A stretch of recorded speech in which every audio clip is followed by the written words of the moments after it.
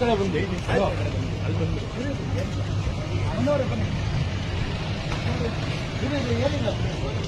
ನಾನೆಲ್ಲ ಅಭಿಮಾನಿಗಳು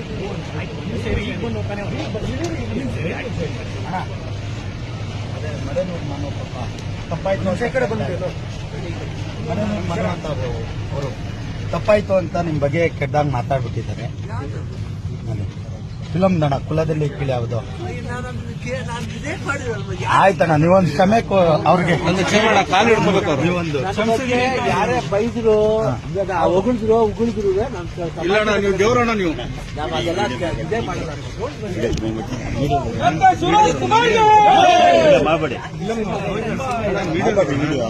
ಡಾಕ್ಟರ್ ಶಿವರಾಜ್ ಕುಮಾರ್ ಅಪ್ಪಾಜಿ ಅವರ ಹತ್ರ ಬಂದಿದ್ದೇವೆ.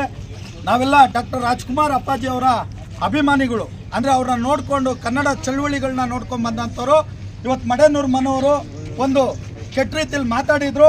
ಅವ್ರಿಗೆ ನಾವು ಬುದ್ಧಿವಾದ ಹೇಳಿ ಈ ರೀತಿ ಮಾತಾಡಬಾರ್ದು. ಯಾಕಂದ್ರೆ ಶಿವರಾಜ್ ಕುಮಾರ್ ಅಪ್ಪಾಜಿ ಅವ್ರು ನಿಜವಾಗ್ಲೂ ನಾನು ಹೇಳ್ಬೇಕಂದ್ರೆ ಬಹಳಷ್ಟು ಈ ನಾಡಿಗೆ ಕೊಟ್ಟಂತ ಅವ್ರ ಕುಟುಂಬ, ರಾಜ್ಕುಮಾರ್ ಅವ್ರ ಕುಟುಂಬ ಕೊಟ್ಟಂತ ಕೊಡುಗೆ ಯಾರೂ ಕೊಟ್ಟಿಲ್ಲ. ಈ ನಾಡಿಗೆ ಏನಾದರೂ ಕನ್ನಡ ಉಳಿದಿದೆ ಅಂದ್ರೆ ಅದು ಡಾಕ್ಟರ್ ರಾಜ್ಕುಮಾರ್ ಅಪ್ಪಾಜಿ ಅವರ ಒಂದು ಕೊಡುಗೆ.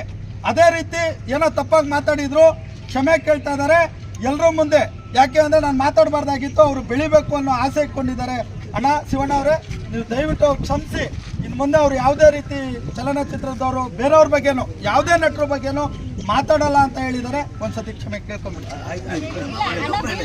ಕುಲದಲ್ಲಿ ಕೇಳಿದ ಸಿನಿಮಾ ರಿಲೀಸ್ ಮಾಡಬೇಕು ಅನ್ಕೊಂಡಿದ್ದೀವಣ್ಣ. ನೀವು ಖಂಡಿತ ಹೂ ಅಂದರೆ ಮತ್ತೆ ನಿರ್ಮಾಪಕರು ಮಾಡಿ ಒಳ್ಳೆ ಟೈಟ್ಲು ಚೆನ್ನಾಗಿ ಮಾಡಿ ಮತ್ತೆ ಮುತ್ತರ ಆಗಲಿ. ಯಾವುದ್ರಲ್ಲೂ ಇದಿಲ್ಲ, ಕುಲದಲ್ಲಿ ಯಾರು ಕೀಳಲ್ಲ ಮೇಲಲ್ಲಮ್ಮ, ಎಲ್ಲರೂ ಮತ್ತೆ ರಿಲೀಸ್ ಮಾಡೋಣ.